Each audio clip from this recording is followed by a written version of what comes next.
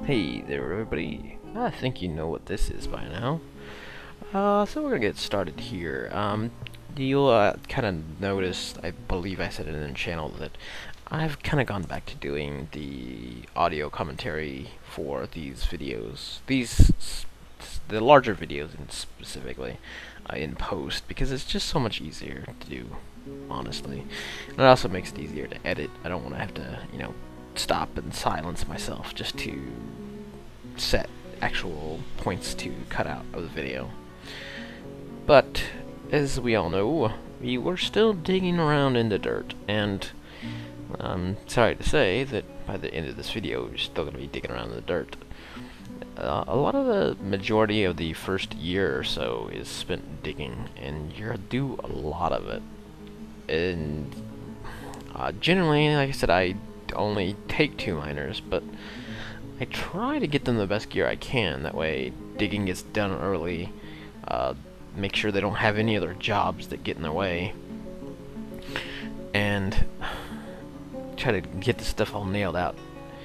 You'll notice here I'm actually kind of pointing out the fact that some of these dwarves are female.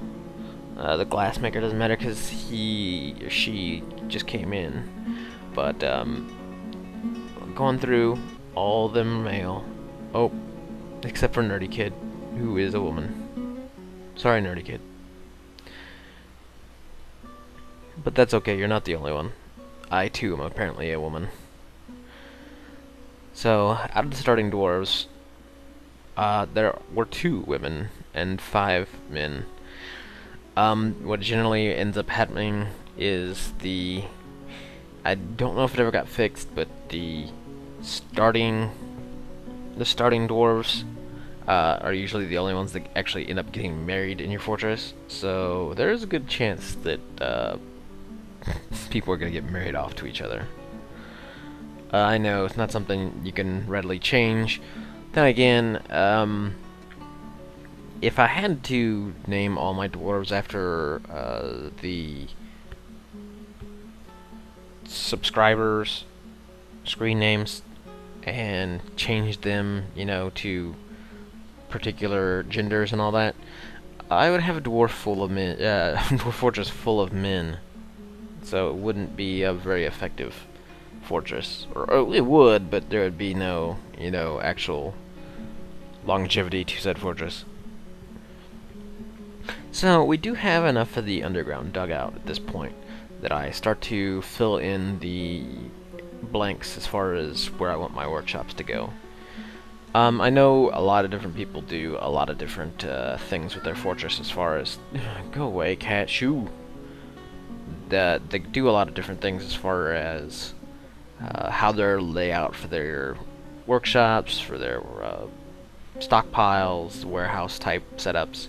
I know a lot of people, since the burrows came into the game, like to set a lot of their guys into specific burrows so that they are pretty much like self-sufficient little colonies inside your fortress. Yeah, I generally find it that kind of stuff is like over micromanaging. It's not really necessary. I still haven't done anything with the hospital here yet, and that's because I've already got so many digging projects. If I actually add in more digging projects, I don't know what will ever get done on time. Like, there's still I just hate the way miners mine. They don't go floor by floor. They just kind of go randomly wherever they feel like mining. You also notice I keep checking these buildings up top because I'm getting ready to disassemble them entirely. I've got enough room underground so that I can kind of get those workshops put down there in the safety of the fortress. And I also need to, well, harvest some more lumber. It's always a good idea, especially the first year, to get as much lumber as you can coming into your fortress from your own woods if you have trees to harvest. You never really know exactly unless you should luck out and it's like all over the place on the surface.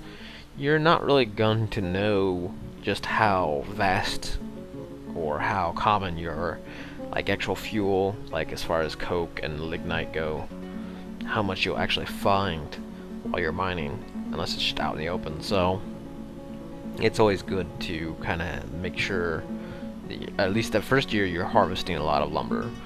After that, you can kind of, especially once you get trade going, you can kind of trade and get a lot of lumber coming into you. It's usually not always enough, especially if you have to use only charcoal.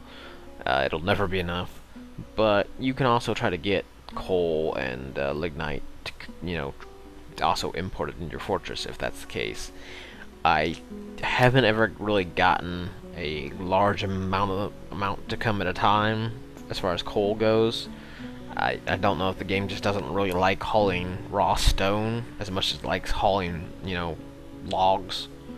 It's kind of odd because I think stone would probably sell more.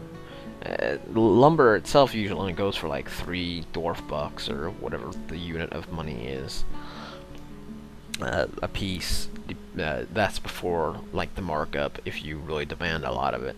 I mean, it can go as high as like 5 or 6, but I mean, it's still cheap. I mean, I can have a guy craft a mug out of a rock and get like 2 logs at least, maybe 3, even more if he's skilled at making said rock into a mug. But regardless, it's always kind of good to have lumber coming in, especially at the beginning, because regardless of whether or not you're going to be using the charcoal or actual coal, you're still going to have a big increase in the amount of beds you need to build. Wooden bins are like the easiest bins to make, unless you have a lot of coal and metal to work with.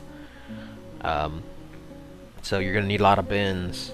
Bins and beds are pretty much what lumber gets made the most out of, if you're like I said, not using charcoal for your crafting.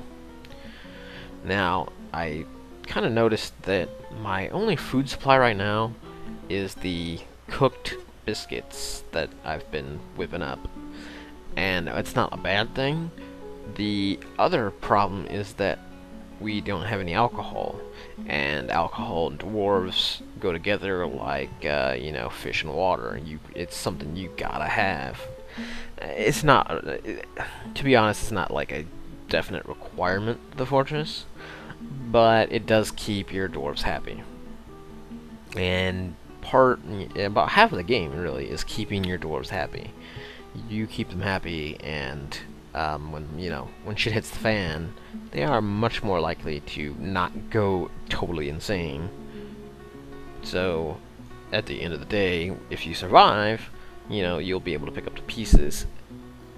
On the other hand, if you have unhappy dwarves, one battle gone awry can end up costing you your entire fortress, as everybody goes into a depression spiral and starts attacking everybody else and doing nothing and blah blah blah. So kind of just milling about. Sadly, a lot of time's going to be spent trying to iron out exactly what is needed as far as crafts.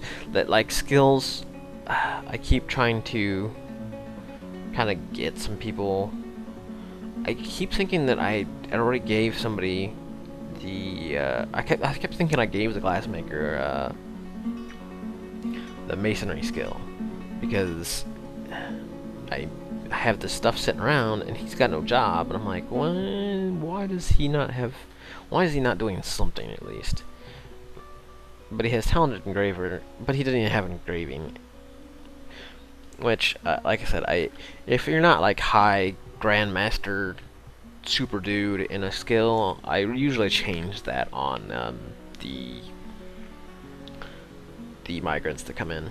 And you'll kind of notice that I kind of forgot to make up a list of names for the migrants that have come in, and I haven't had any volunteers or anything for any of those new positions, so I'm probably just gonna have to, next video I'll bust out a list, write down probably about 10 different subscriber names, and that way I can go through and kind of name them all.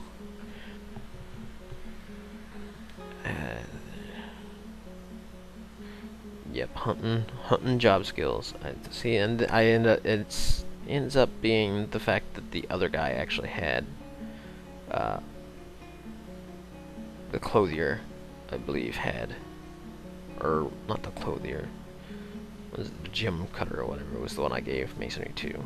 So I gave him mechanics because we're going to be needing mechanics. Plan B of any fortress, right? It could be Plan A depending on where you set out at, but traps are always sort of a, not really a necessity, but a definite boon to your protection. Being able to trap guys, especially traps, cage traps, and there is kind of debate whether or not they're a little overpowered, but just being able to toss out a trap and effectively get rid of an enemy entirely is pretty nasty. I mean, it's a benefit that you can't pass up, especially if you find your dwarves, your military not leveling up as, you know, to scaling up as nice as you'd like them to, or you just don't have the materials to make them good gear, which can also happen regardless of how well your military is being trained. So I got a couple more migrants to show up, not too many, but this guy does have High Master Weaponsmith, which is always a good thing. Like I said, I usually take on Embark, I will usually have one dwarf that has pretty high weapon and armor smithing, but hey, fortunately we ran into one this time around. And I got another mason. I didn't look to see what his skill was, but it's pretty good because later on I set up a queue in like 10 different items in a mason shop, and they were done by the time I came back and checked them, so he's at least decently skilled. Now, yeah, I did put hives up. It'll take a while before they get put in because all my dwarves are busy doing stuff. I don't remember who exactly I gave beekeeping to because, well, my memory isn't that great. I'm betting it's probably one of the miners. I think I maybe just tossed it on one of them just to spin the point.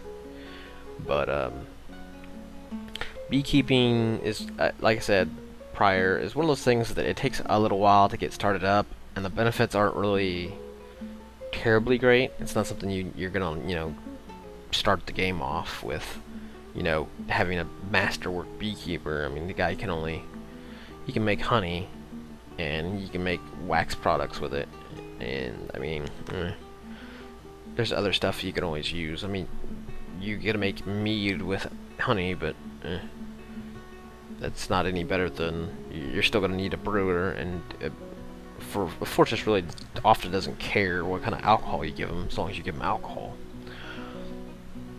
Now, having a variety is always good because dwarves do have favorites, but you know, it's not one of those things that's dwarves will be happier with the variety, but just having alcohol period makes them happy enough.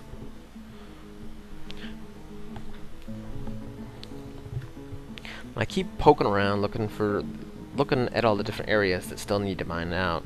The area that I'd mined out, like right below this lake area here, is going to be my farmland because like I said, I noticed that my only food supply is the biscuits. Again, not really a big issue because as long as you have food, it's alright. Again, variety is better, but the problem is that you can't really brew anything without some plants. I mean, you can't really make alcohol after that, you know, turkey eggs or meat. I'm sure somebody's tried. It just doesn't work. So in this game, you need plant work. You need usually what is it, sweet elms, or No, sweet cups I think are the other ones. What is it? Dimple helmets, I think, are the common mushroom. Anyway, you need that plant material to make your alcohol with. You don't want to not have alcohol for your dwarves, or well, you try not to.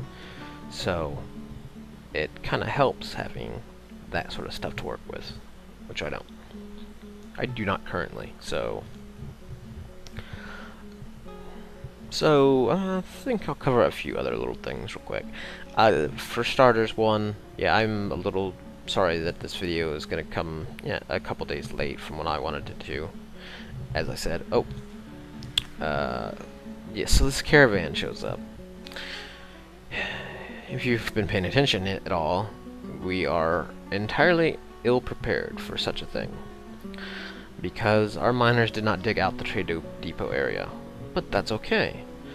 It's not really going to kill your traders the first year to put your trade depot out in the open somewhere. The first year, usually the first 2 years, are pretty uneventful. You might run into maybe a couple goblin thieves or whatnot every once in a while, if you're real close to them. But chances are they're not going to be a big issue. You're not going to really have any conflict. The only thing that would really threaten you is if you start off maybe in an evil area and you have a lot of undead rolling around or that kind of thing. So put it out in the open, not a big problem. The real issue, and you'll see it by the end of the video, isn't so much where the placement of the trade depot is, but whether or not said trade depot actually gets done.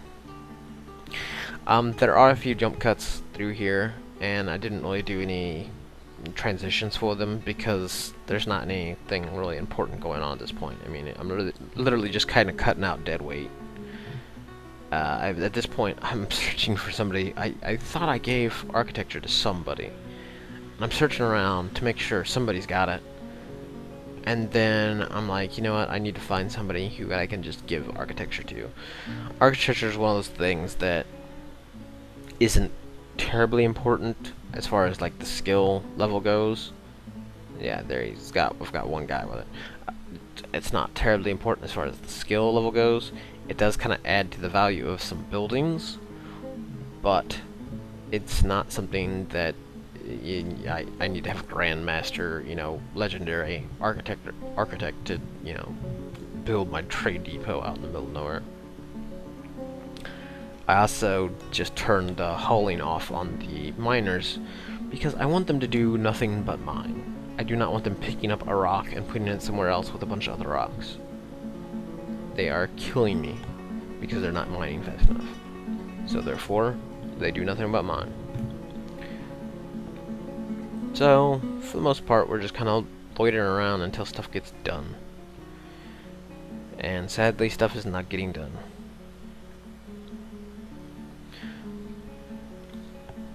But yeah, I am sorry that I didn't get to these a little earlier. Like I said, I kind of got sideswiped this weekend, and meeting up with some old friends, and then a doctor's appointment that was a day early from what I expected to be, kind of drove me to totally forgetting about this stuff for the weekend.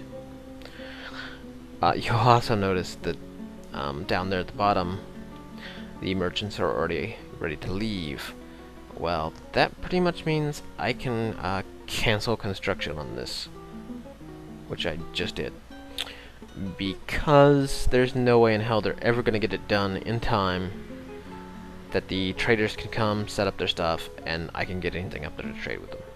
It just won't happen.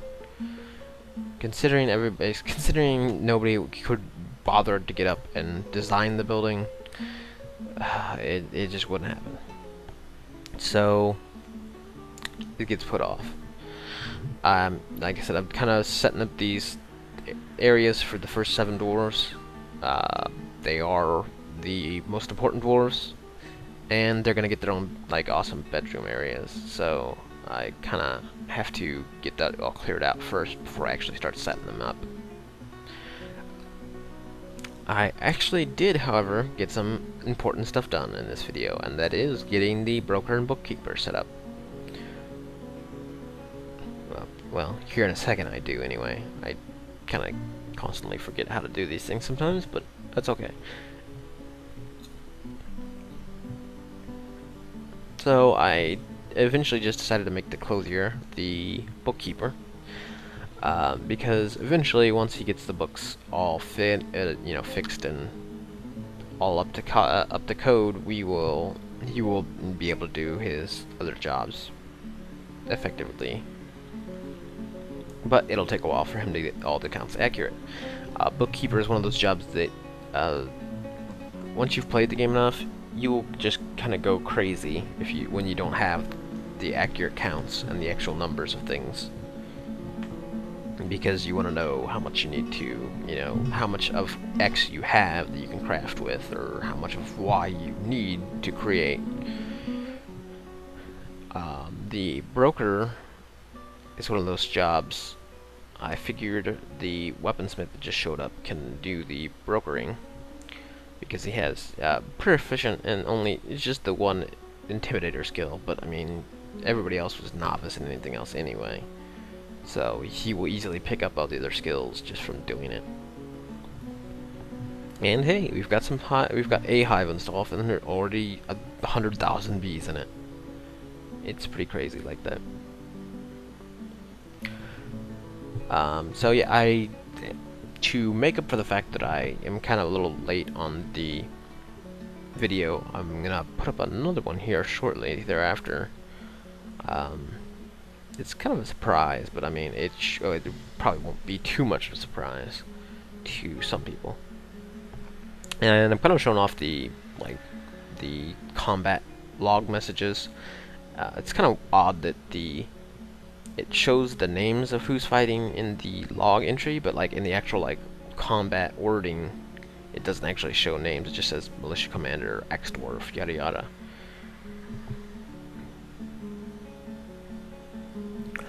But I should have another video up shortly after this one. I should also probably do some more of the Minecraft work here shortly. I've still been working on the server now and then, but with the combination of health, the weekend stuff, Terraria coming out, and getting looped into that, I've kind of been here and there and everywhere on stuff. Not to mention some good old nerd pen and paper games showing up. It's kind of been a hectic week, and Minecraft has suffered a little bit, but I will still get to put up another video probably within a week or two, hopefully, on that.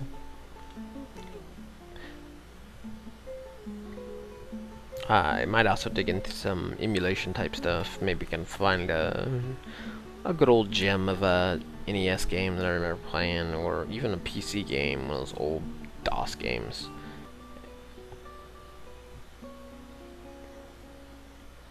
You actually can kind of tell the cuts. I just realized that the audio kind of gives it away a little bit, but that's alright. You've heard enough of the music enough that it's not really gonna put you off the experience at all.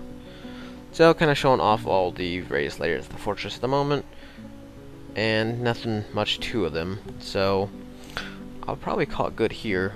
Let me know if you want me to put more transitions in for the edits, or to cut out less next time around, and I'll see what I can do on that. Until then, though, this has been Impilion, and have a good one.